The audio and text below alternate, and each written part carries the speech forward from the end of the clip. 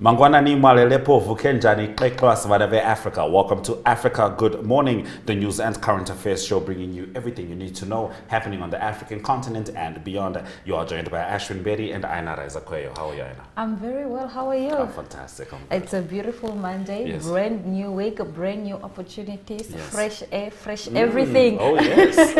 And this week we have brand new news coming from the continent of Africa. Now we start with international news, which says the Pope extends sex abuse law to cover lay leaders, and Cyclone Freddy limiting the risk of water-borne diseases a top priority. This is according to the WHO. And TB kills 71 people every day in Tanzania. We also have Ari Hohad, who is going to bring us the sports news from the entire world. We'll be right back shortly. Stay with us.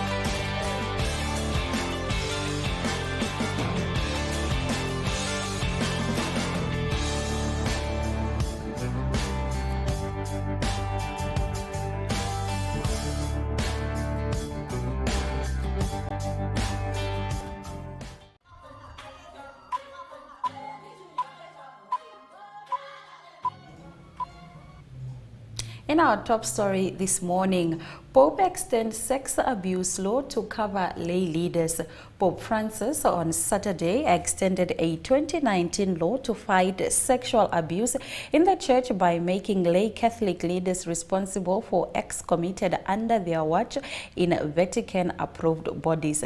A letter directly sent to the pontiff said that vulnerable adults can be victims of predators' priests, adding the vulnerability clause.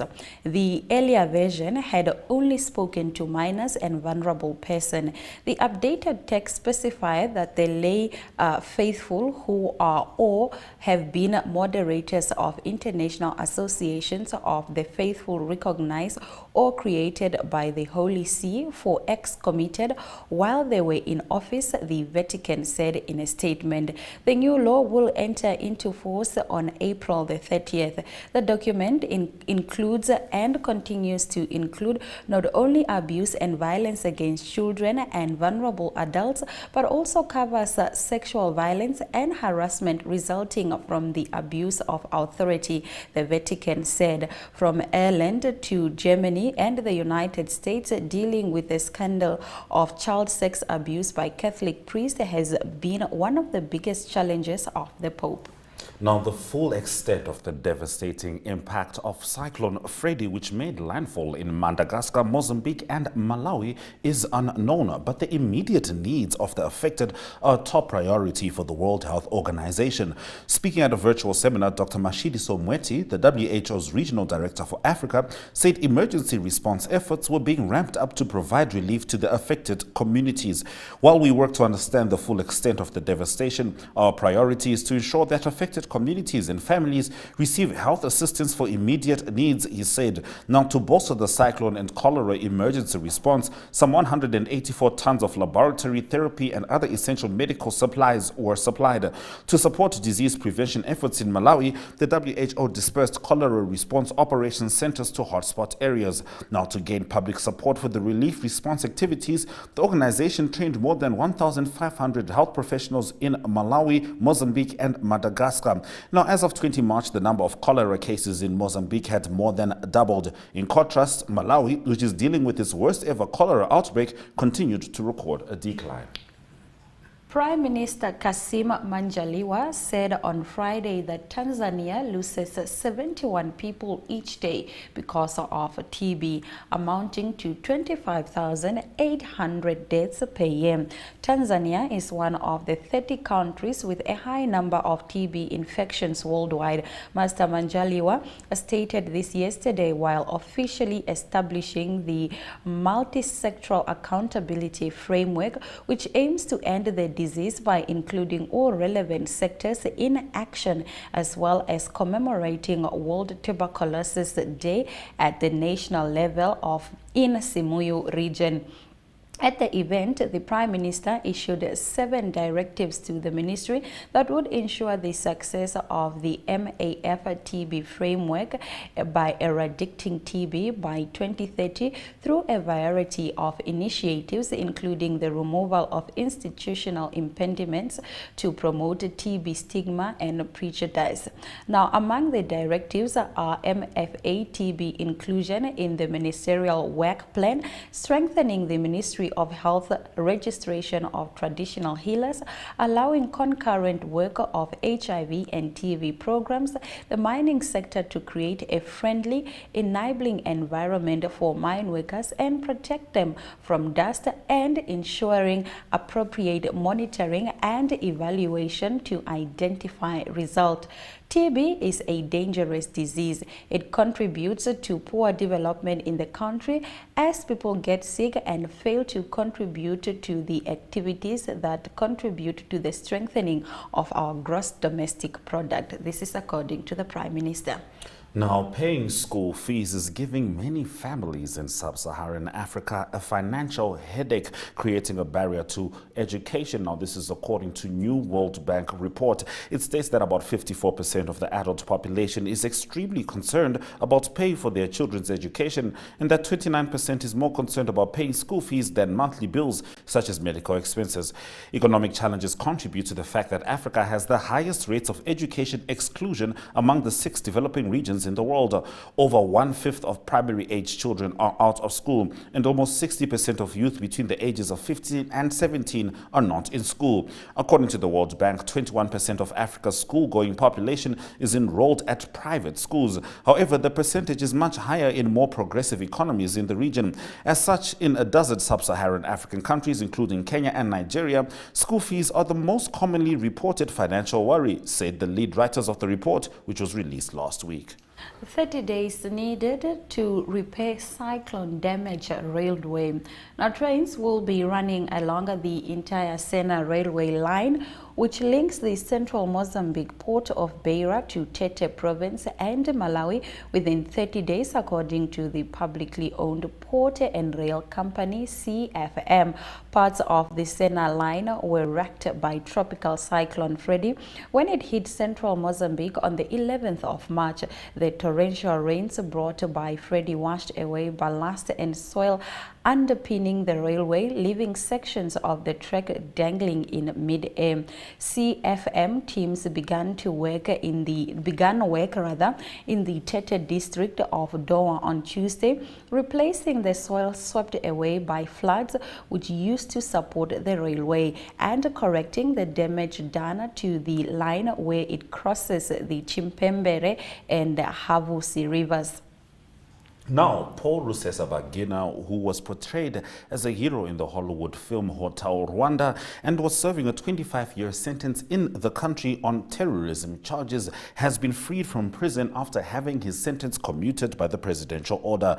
Rusesabagina, 68, was accompanied by a United States Embassy official as he was moved from prison to the residence of Qatar's ambassador in the Rwandan capital, Kigali, late on Friday, according to 2 senior officials of U.S. President Joe Biden's administration, who briefed reporters in Washington, D.C.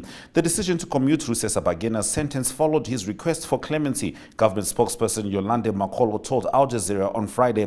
Rusesabagina, an outspoken critic of President Paul Kagame, is expected to be transferred to Qatar's capital, Doha, and then to the U.S. Majid Al-Ansari, spokesperson of Qatar's Ministry of Foreign Affairs, told Al Jazeera on Friday. Rusesabagina has permanent residency rights in the U.S. That brings us to the end of our top stories on Africa. Good morning. After the break, we have a look at the World Health Organization's Science in 5.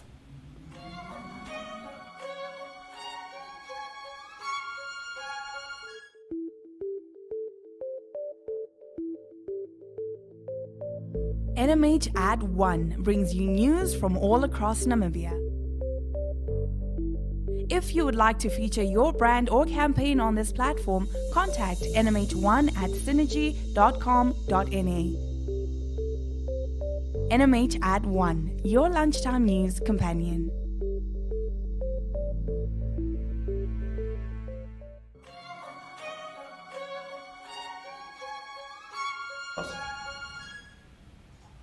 Thank you for watching our show this morning.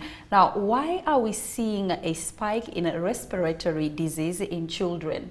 What are the symptoms and what are the red flags for parents? How can we protect our children and grown-ups from these infections? Now, WHO Dr. Wilson has more in Science in 5.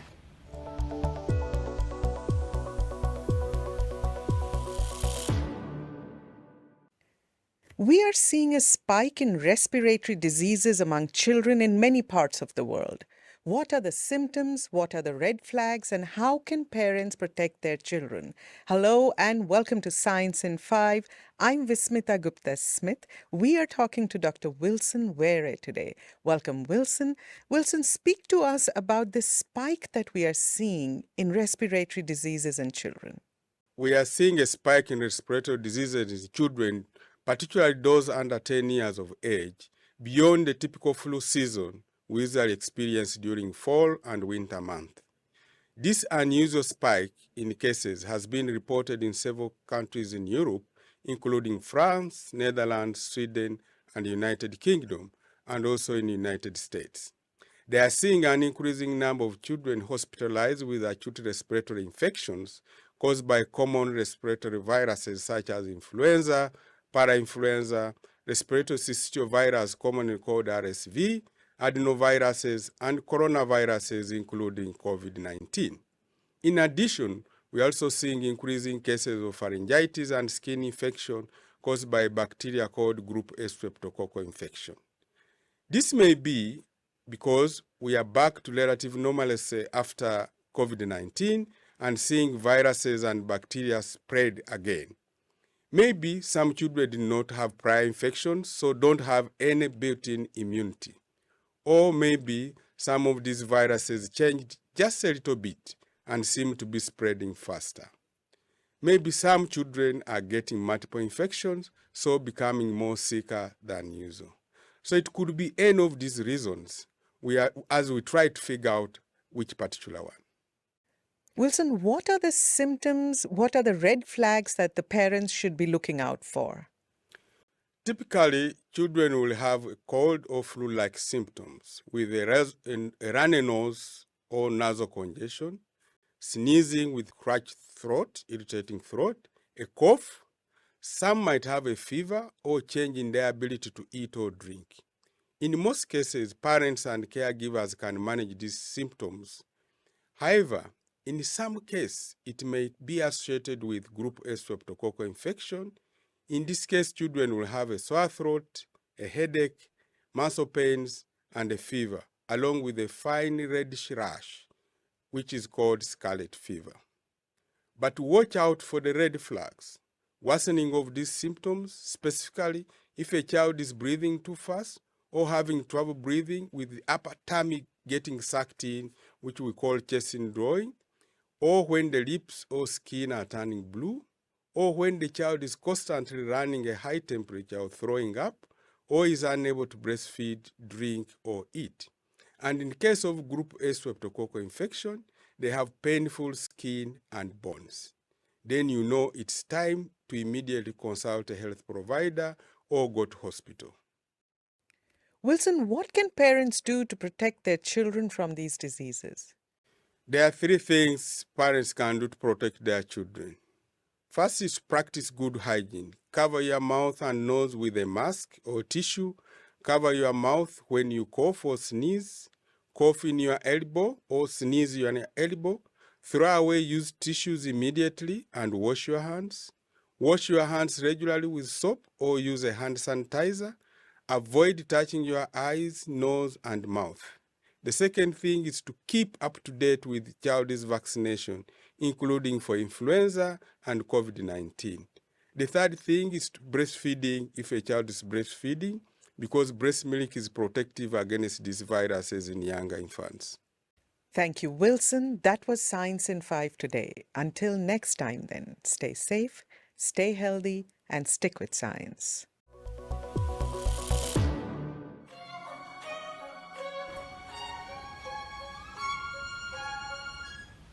Let's have a look at the weather predictions before we come back with economic news.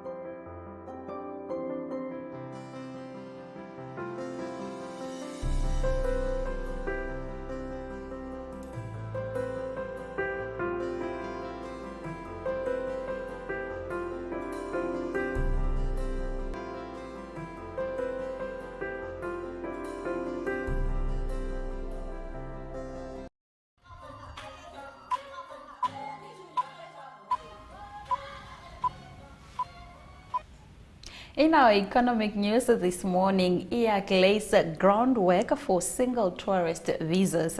Now, the East African Tourist Platform is developing a work plan for research and advocacy to partner states in East African communities single tourist visa to help the sector thrive. Master John Kalisa, the executive director of the East African Business Council, stated that the new initiative is in line with the vision of developing a single tourist destination to boost the performance of the bloc's tourism sector.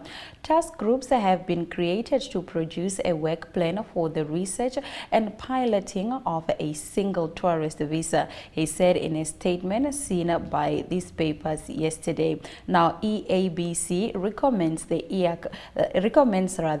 EAC brings the bloc's tourist visa under its ambit by December this year, with a view of bringing all partner states on board. We needed to streamline and simplify the visa processes for international tourists visiting EAC member countries, enhancing regional tourism and fostering economic growth in the sector. Now, the World Bank has reaffirmed its commitment to support water supply in Mozambique, according to the Minister of Public Works, Carlos Mesquita, and this was after a visit to the World Bank headquarters in Washington. Cited in Thursday's issue of independent news sheet Media Facts, Mesquita said that a project for urban water security is being finalized. It is intended to increase access to water and improve capacity to provide water services in selected cities in southern Mozambique. The project has an overall cost of $250 million. Mesquita met with World Bank's Vice President for Eastern and Southern Africa, Victoria Kwakwa, and other senior bank staff with whom he discussed the current stage of World Bank operations in his sector. That brings us to the end of our economic news stories. After this short break, we'll be back with the sports.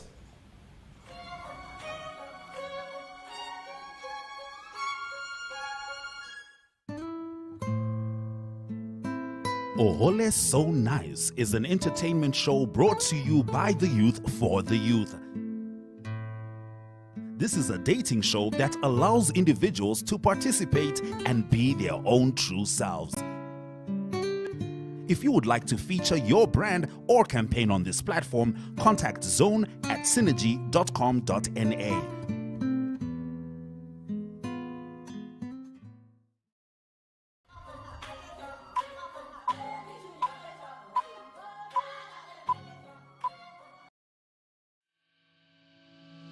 Namibië sonder grense vertel weekliks die stories van Namibiërs wat oor see of elders in die buiteland werk. Die program nooi jou om saam te reis na nuwe bestemmings en meer oor ons mense, hul lewens, talente, sienswyses en Namibië se trotste wêreldwye voetspoor te leer. Volg Namibia sonder grense op Netwerk TV, NTV, Oneuptwo.com en Republikeinse Facebookblad. Namibia sonder grense handel oor, uitreik, gesels, reis en wenke en soms toer ons na besienswaardighede in die land waar ons kuier. Kontak grense@synergy.com.na en vertel ons van Namibiërs wat jy oorsien.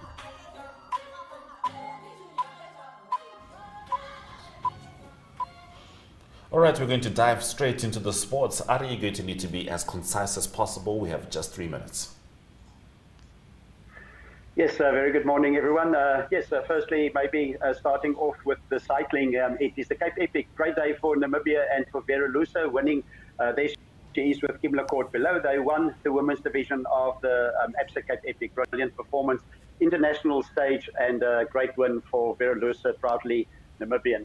And there's the men's winners, that is Matt Beers of South Africa and Chris Belvins of the USA. Great performance by them as well.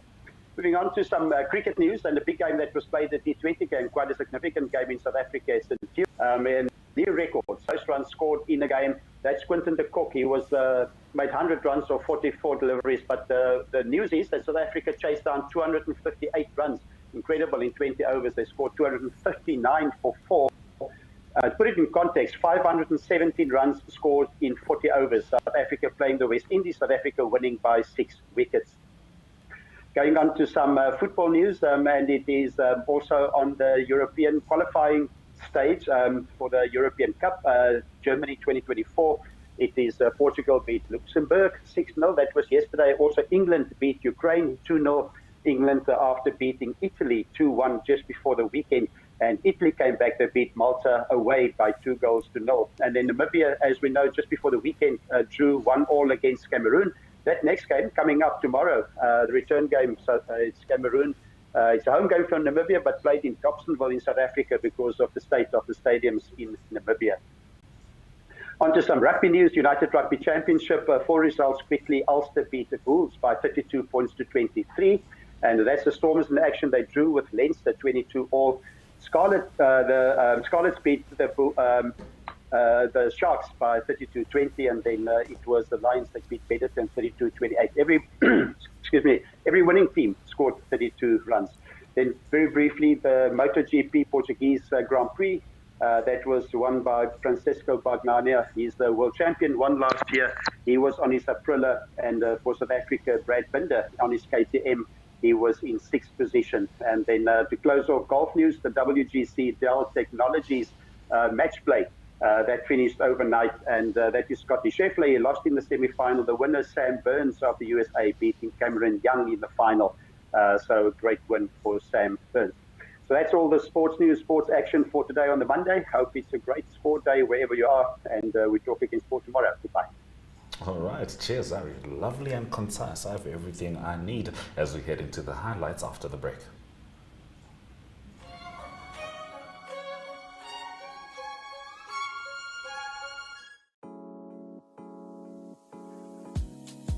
My.NA Property Show provides viewers with the best in-class content, engaging interviews, as well as a showcase of the latest property-related products and services.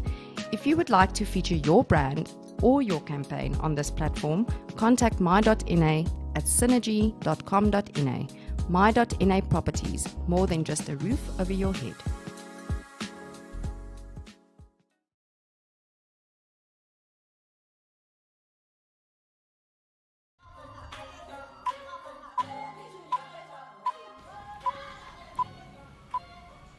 And that was Africa Good Morning on a Monday morning. Let's go through a recap of some of our top stories. Pope extends sex abuse law to cover lay leaders.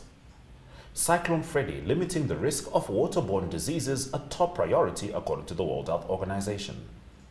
TB kills 71 people every day in Tanzania, says Majaliwa. EAC lays groundwork for single tourist visa. Those have been our stories. Thank you very much for watching our show this morning. We welcome your remarks regarding our show. You can post them on our Twitter and Facebook pages. Please be reminded that this particular show airs on DSTV channel 285 as well as GoTV channel 94 and also on our website, which is called Oneuptwo. And on that note, it is all our love, all our light. Happy Monday. Swera Jaganaka.